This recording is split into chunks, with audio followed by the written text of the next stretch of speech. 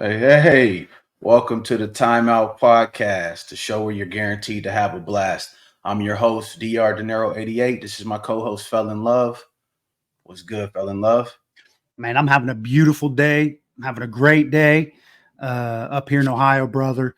I'm ready to talk sports. We got a lot going on. Today, we're talking about Mike Evans. He got a new deal.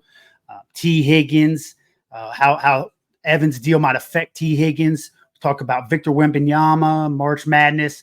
We got a Haney Garcia fight in the making. We'll talk about some NFL free agency and what you can expect from the UFL's inaugural season. And for those of you who like to follow along, today's episode is titled The Timeout Podcast, Episode 2. You can find the show notes, the links, and additional resources related to this episode in the comments. So please do not forget to smash those like buttons and subscribe buttons. Please leave us a comment. Let us know how we're doing. We appreciate the love, and we fully intend to reciprocate that. So thank you. All right.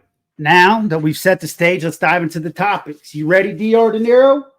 Let's get it. You ready? All right. So Mike Evans' deal and how it affects T. Higgins and the rest of the wide receiver market for that matter. Bucks signed Mike Evans to a $52 million two-year extension with $35 million guaranteed. This is noteworthy for the Bengals and wide receiver T. Higgins in a few different ways. One, the lump sum that's guaranteed over only 2 years might give the Bengals organization and Higgins a template that they could work with, seeing how the Bengals ownership can begin to budge a little bit on their general rule regarding guaranteed money after a player's first year. And then number two, a deal similar to Mike Evans stretched to a possible 3 or 4 year mark that might actually work for the Bengals and T. Higgins, since players are starting to favor these shorter contracts, these shorter deals more than they did in the past because the salary cap just keeps jumping so high. The final piece of this to pay attention to is the fact that the Bengals still have Jamar Chase on a rookie contract. So Jamar will be getting a big payday, and that will be coming soon. So it should be interesting to see how Mike Evans, one of the most underrated wide receivers of all time, in my opinion, and his new deal set the wide receiver market in an NFL climate where really the salary cap just keeps climbing. The players are working to cash in on the years of the hard work that they've put in, basically taking a gamble on themselves to make it and what is quite frankly a cutthroat business, the NFL. So you can't blame the players for wanting to get paid, but I believe that the recent increase in the salary cap and the space that the Bengals have, they are primed to pay both T. Higgins and Jamar Chase the money that they deserve, although the contracts may be for less years than the fans might hope for. Yeah. I mean, I really, it's well put, man. You know, I'm happy that the Buccaneers actually took care of Mike Evans, especially after the season he came off of. They weren't really, I mean, they were competitive enough to get to the playoffs, but didn't really do much in the playoffs. But he had a heck of a season, kind of carried that offense. Glad they didn't tag him, especially at this point in his career. I think that would have been a slap in the face. Gave him a good deal, 2 years, $52 million, 35 guaranteed. That's solid. I know there's a few guys out there that can appreciate that since they're getting ready to hit free agency, like Michael Pittman. As you mentioned, T. Higgins. There's been talks about him getting the tag. So it's kind of, hopefully the Bengals can do what they're going to do. I did recently see that they're not intending they're intending to release Joe Mixon. So that'll free up a little bit of money for T. Higgins. But of course, like you mentioned before, man, Jamar Chase needs to get paid. And so, the Bengals have a little bit of work to do. Obviously, there's a thick running back market. So I don't expect, Joe Mixon's leaving. Maybe he doesn't. Maybe he stays and they find a way to sign him back to the team. He's a great leader. So definitely happy Mike Evans got his money, though. The cap going up is helping the Buccaneers. They still have a huge problem. I wouldn't say a problem, but a huge gap to fill because Baker Mayfield's actually a free agent too. And so you got your receiver in place, but you got a question mark at quarterback. So I wonder if the Mike Evans extension, hinder them and give him Baker what he desires for the quarterback spot. And if not, then who do they go get? Do they go look at a Cousins maybe? Are they going to bring in Kyle Trask? Baker Mayfield's backup. Is he going to take the leap? I don't know. We'll see. We'll see what happens, So, very, very interesting times in NFL, man. Speaking of, Mike Evans getting his extension and not hitting the free agent market, we got NFL free agency coming up in less than a week, man. And there is a lot of buzz going around the league right now. There's top of my mind is the running back market, right? I mean, you have some of the most premier running backs set to hit free agency. Some of them haven't been tagged, so their teams are pretty much saying, if you can get a better deal, go get it. I think we have let's see, we got Saquon. There's quite a bit. Let me pull them up. Let's see if we can pull them up and get a. So yeah, we got Derrick Henry, Josh Jacobs, Saquon Barkley, Tony Pollard, Austin Eckler. Gus Edwards is going to hit the free agency market, to name a few. Obviously, Joe Mixon is expected to be in that mix as well. And so there's a lot of teams out there, man, that are going to be looking for the premier back. I tend to think that the Chiefs will be one of the teams that are looking. I know the Cowboys have discussed possibly bringing in Saquon or Derrick Henry. DeAndre Swift, ironically, is on that list as well. And so curious to see what the Eagles do at the running back position. So, I mean, free agency is going to be nuts. There's a few quarterbacks that are out there linked to a few different teams. And, next week will be interesting to see who goes where. And then from there, you can expect to see some trades. I think the quarterback market is led by Kirk Cousins. I've seen Mitchell Trubisky actually sign back with the Buffalo Bills today, which that was crazy. He felt, he got released from the Steelers.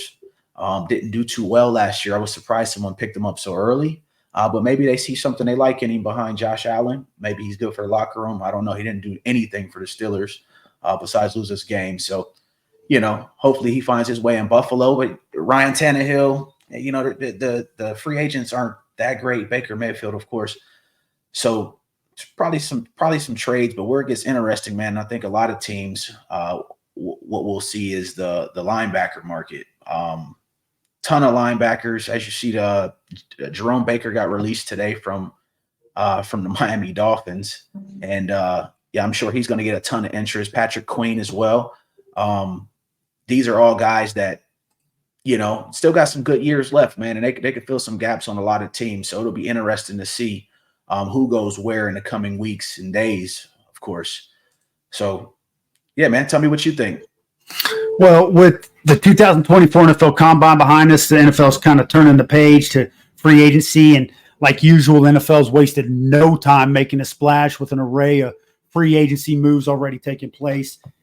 Teams are officially allowed to begin negotiations with the free agents next Monday. That'll be March 11th at, I think, 12 p.m. Eastern Standard Time.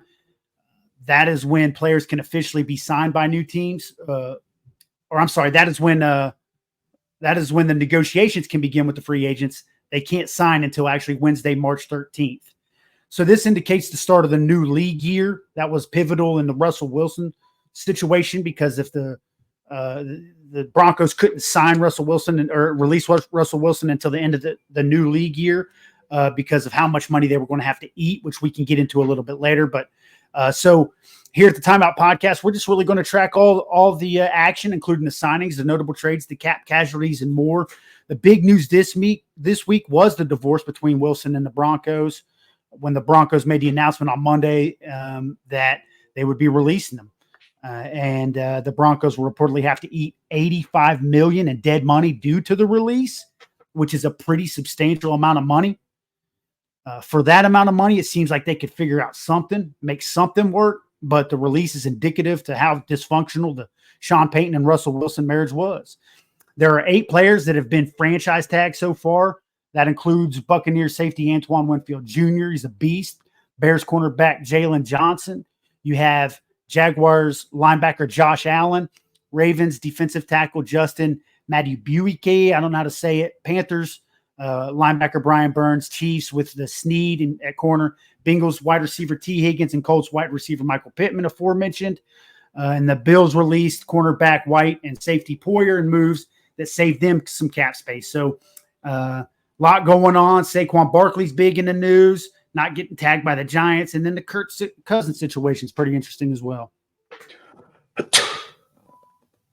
that Here it timeout. come, baby. All right.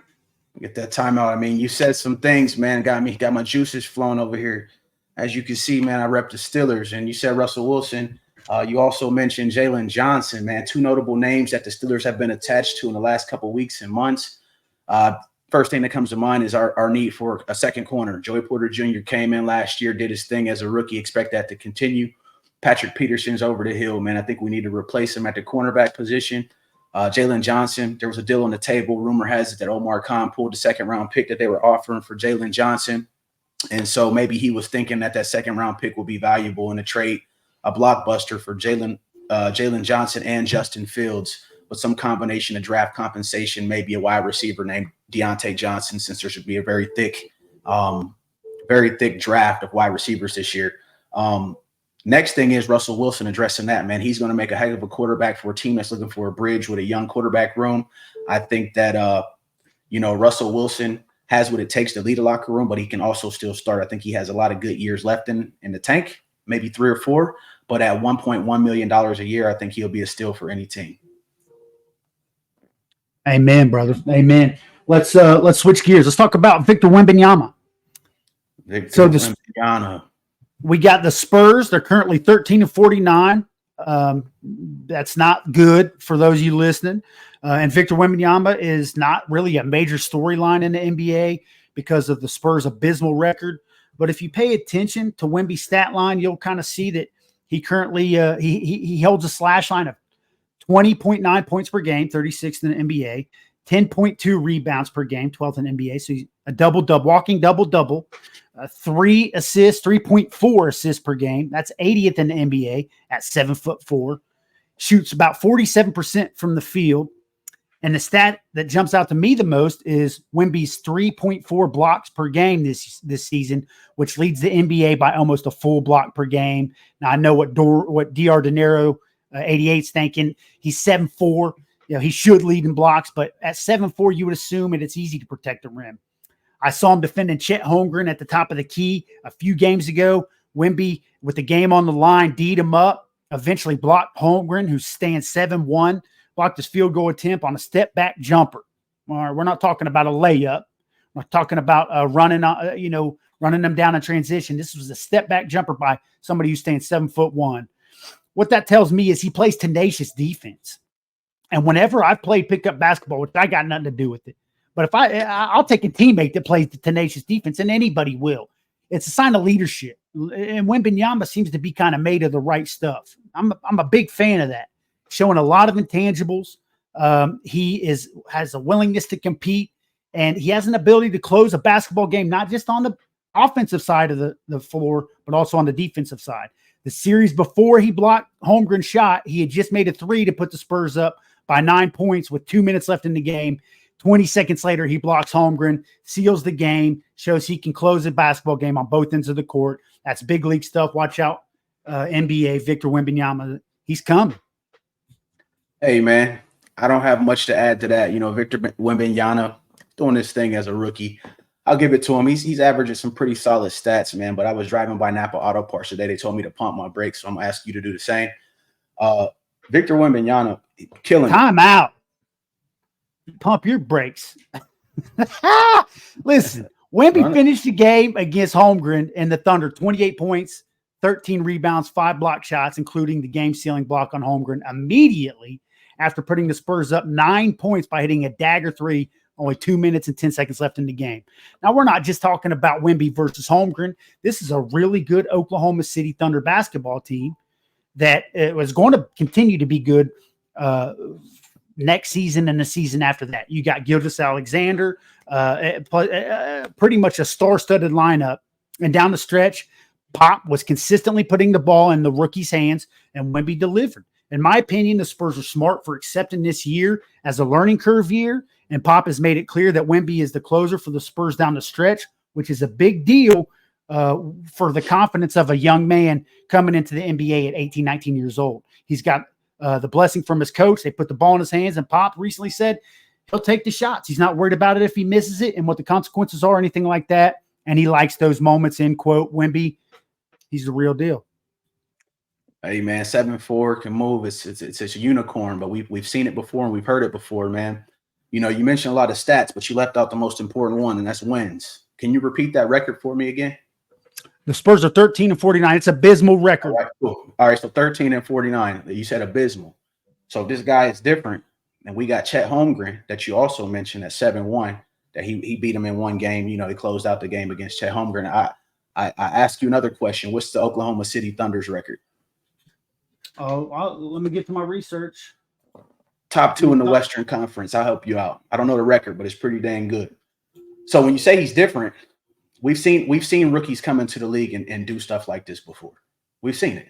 We've seen it throughout the NBA many a times. So if it's not equating to wins, to me, it's not different. You say he's dialed in, he's focused, he's a competitor. I liken it to Giannis Antetokounmpo. Put that team on his back, took him to the finals, took him to the Eastern Conference Finals multiple times. Small market team. Seen it before. LeBron James, Cleveland Cavaliers, another one. You're from Ohio, so you probably realize that LeBron James did something very similar. Only thing is he's 6'8". He's not 7'4".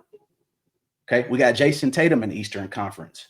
He's been taking the Boston Celtics to the Eastern Conference Finals or the finals pretty much since he's been in the league. So when people say Wemby is different, I say, how? Is he good? Of course he's good. He's 7'4". He's number 1 draft pick overall. That's to be expected.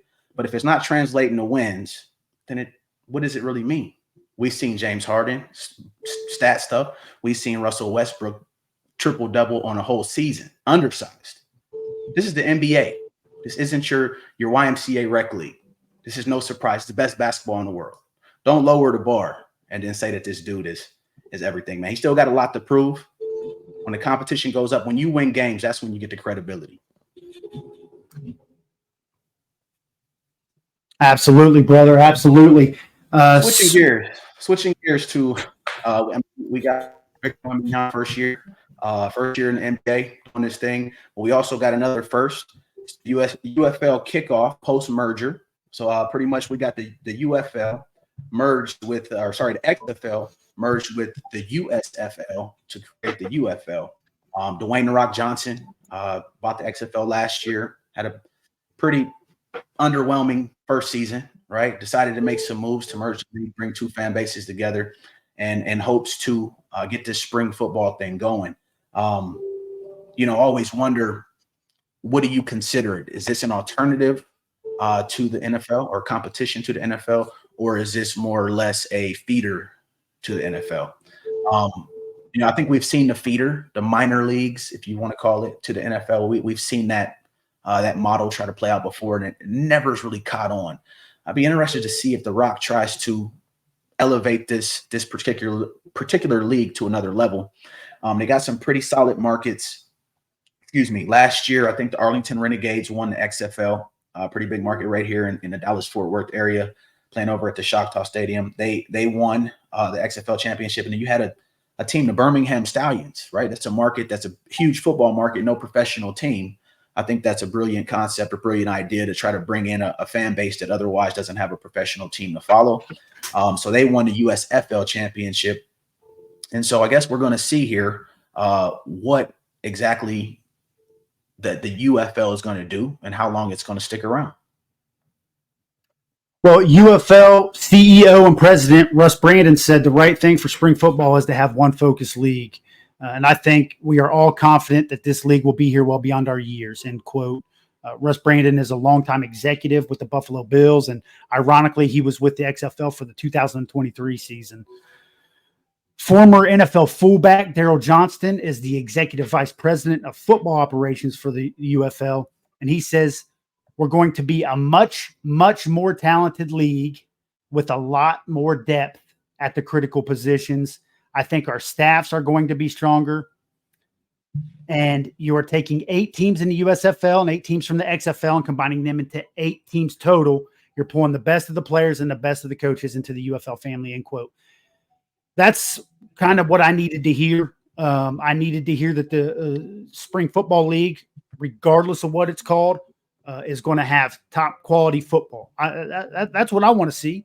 I don't care if it feeds the NFL or not, to be honest with you. When I turn on a UFL game, I want to see linebackers filling their gap. I want to see running backs hitting the hole hard. I want to see wide receivers blocking downfield. I want to see quarterbacks making layered hitting the second layer, making tiered throws. I want to see hard hits. I want to see good football, and that's what Daryl Johnston is pretty much promising.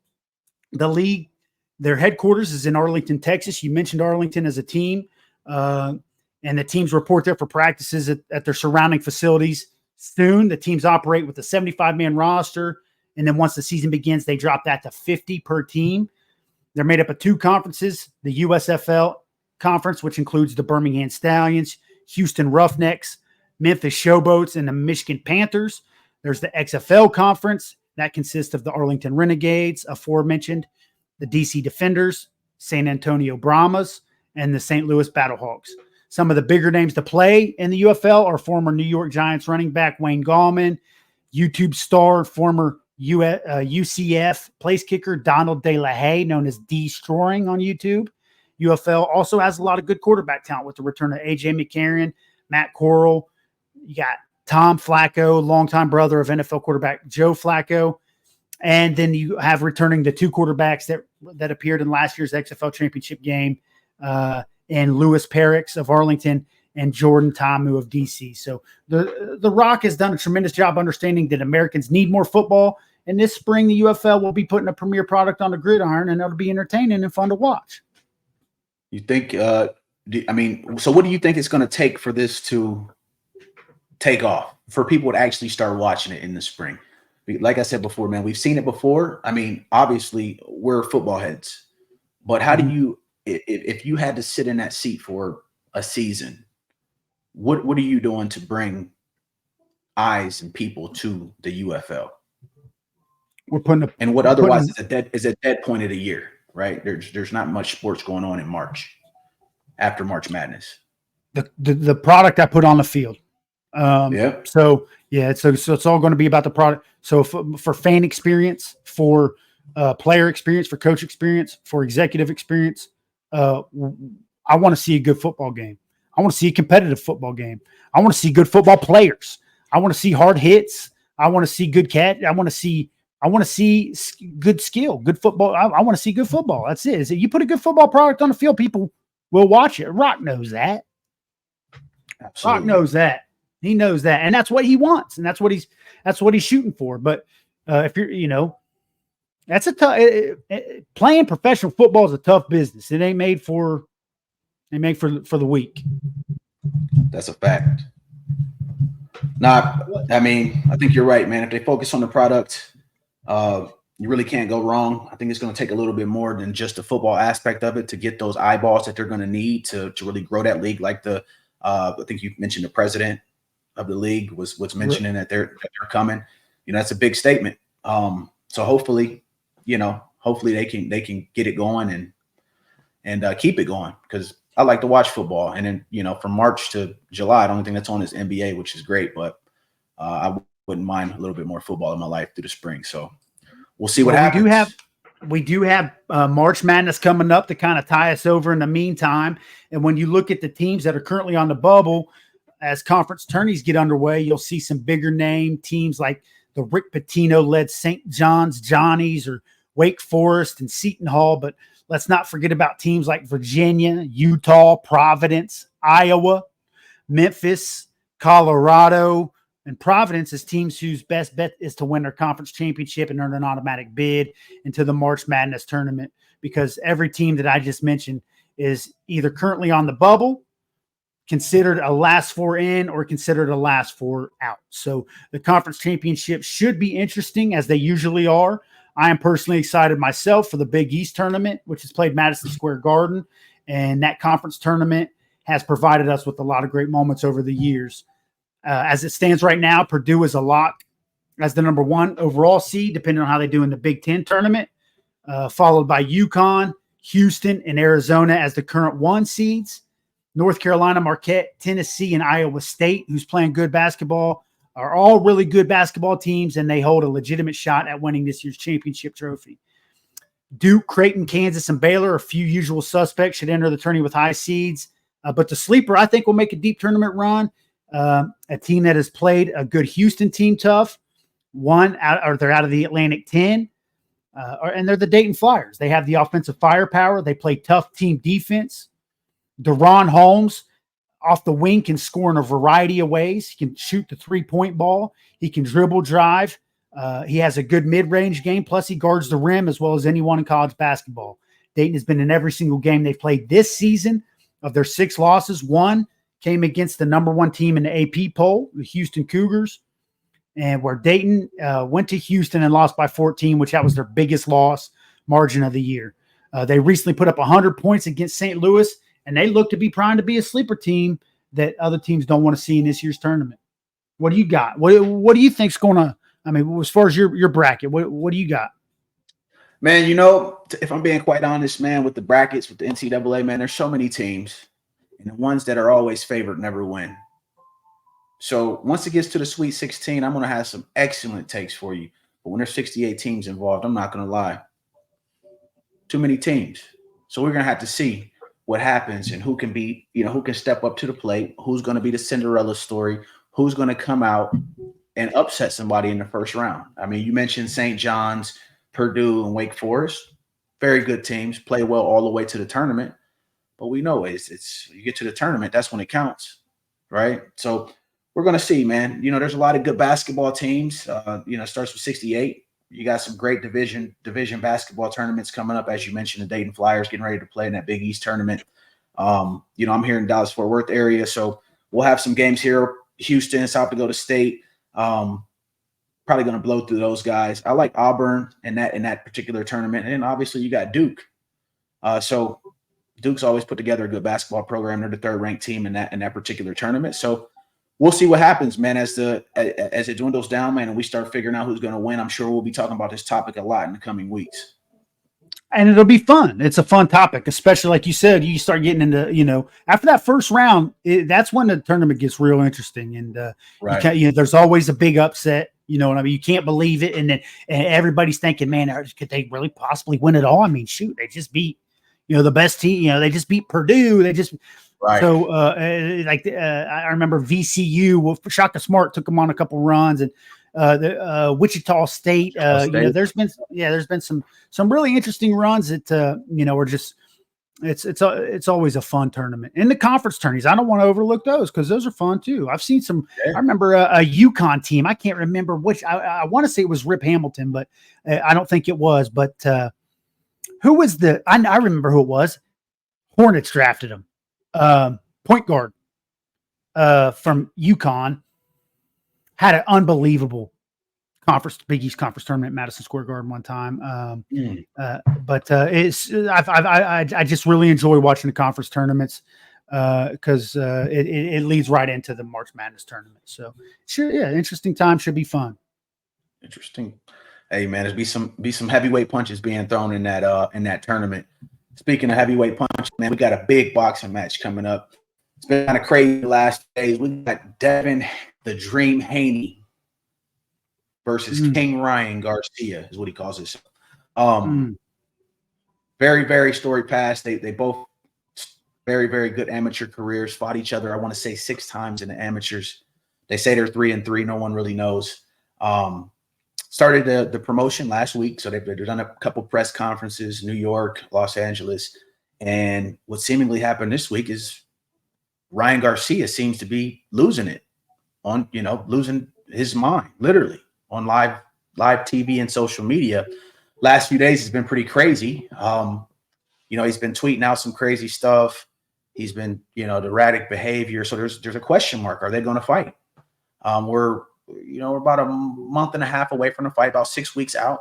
And starting to be questions. They're starting to look for backups. And recently, Bill Haney, Devin Haney's dad, manager and trainer, got into it with Adrian Broner, Cincinnati kid, had really, really storied career.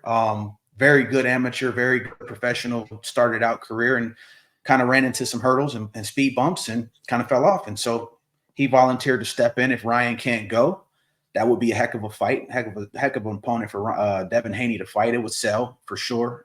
Adrian Broner always is a draw when it comes to filling seats, knows how to promote a fight. So I guess time will tell, man. We got, Devin, who's one of the more skilled boxers. I always say he's the closest thing to Floyd Mayweather that we've seen defensively, counter punching, things like that, controlling the distance, very, very high boxing IQ. You got Ryan Garcia, not so technical, but really relies on his power quite a bit. Has some quick hands, but kind of a one pump, right? But he brings a heck of a following when he comes. And so he's always going to put butts in the seats, huge social media following, knows how to sell a fight as well. And of course, he brings the Latino fan base with him. So that's going to be a heck of a fight, April 20th at Barclays Arena in Brooklyn, New York. And so we look forward to covering that leading up to the fight. And hopefully we get to see Ryan Garcia and Devin Haney fight. What are your thoughts? First of all, the Adrian Broner situation is super interesting. I remember World Star when he was flushing $100 bills down the toilet in Miami. I was always so proud of him being from Cincinnati until then. Still a fan of him, but I'll never forget that. There've been years of tension between Devin Haney and Ryan Garcia, but the bragging rights will finally be claimed on April 20th at the Barclays, like you said, in Brooklyn, New York. When these two fight. Devin Haney has held the gold since 2009 when he beat Zahar Abdullah for the interim WBC lightweight belt. After that fight, he was promoted to full-time status where he fought George Kambosos Jr. in Australia. Haney beat the Aussie in his homeland to win the WBA, the IBF, WBO, and ring belts to become the undisputed champ. That rematch clause forced Haney to fight Kambosos Jr. again, where he once again beat him on points in Australia, showing that he's not afraid to, go out onto somebody else's turf and fight. There's a lot of toughness in that, in my opinion, especially doing it back to back. And then after that fight, Haney beat a very talented fighter in Lomachenko to retain his belts. I'm a big Lomachenko fan. I've watched him fight a couple of times, and I think so. As far as my opinion is concerned, that's his most impressive win on his resume.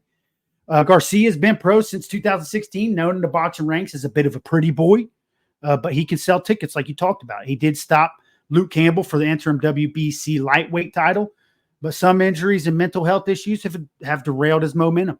After beating Emmanuel Tago and Javier Fortuna, Garcia faced Gervonta Davis in a catchweight money fight where Davis told Garcia flat out, "You better not bring your wife and your kids." That fight was stopped in the 7th round. And since then, Garcia switched trainers and had a few good bounce back fights. But both Haney and Garcia are familiar with each other, boxing on the amateur level 6 different times, sharing a 3-3 record. And this rubber match will be a great fight to watch. I'm excited for it. Man, yeah, you bring up a lot of good points, man. That's the one thing I like about boxing is the record matters, but when the bell dings, anything can happen. Anything can happen. You got Haney and Garcia coming up, man, but there's a lot of good boxing coming up in the next few months. I think we got Joshua Ngannou this week, former MMA UFC fighter Francis Ngannou came in a few months back, fought Tyson Fury over in Saudi Arabia and arguably won the fight. Obviously, Tyson Fury got the decision, controversial decision, but Ngannou is now fighting Anthony Joshua, who's probably the second biggest name in the heavyweight division right now. And I'm not gonna lie, when he was fighting Tyson Fury, I wasn't really interested because it's a UFC guy coming to fight the best boxer in the world. But when he outboxed him and knocked him down, that got my attention. So I'll be checking out the Ngannou Joshua fight this weekend, and then you got Keith Thurman and Tim Tszyu coming up at the end of the month. That'll be another banger. And then April, we got Haney Garcia, and May we got Canelo and rumored to be Jaime Munguia. So keep your eyes peeled, man. We'll be covering those fights coming up. We're interested to get you guys' thoughts and see what you think. So please subscribe, like, comment, jump in the comments and let us know. We'll definitely be responding and talking about it on the show. If there's anything that the fans want us to talk about, please just leave it in the comments and we'll certainly put it on the show. You guys are really what matters the most, and we love doing this for you. So the more you smash on them like buttons and them subscribe buttons, and the more you leave us comments, the more we can kind of relate to you and bring you the content that you want and that you deserve.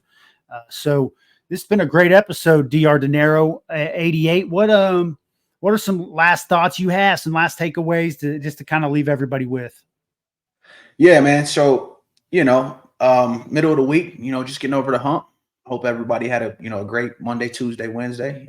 We going into the weekend, and just like this podcast for us, man, it's important to take that time out, really sit down, relax, clear your head, take some you time, whether it be with sports or whatever you desire to relax you. Make sure you take that time out, man, and really, really take care of yourself, your mental, physical, spiritual, and yeah. That's beautiful, brother. Beautiful. Just spreading love. That's all we really aim to do here on the Timeout Podcast. So you guys give us love. Let us reciprocate that, and this keep the cycle going. Smash on them buttons, and let us know what you guys think. For the Timeout Podcast, I'm Fell in Love. I'm Dr. Dinero 88. Until next time. Peace. Peace.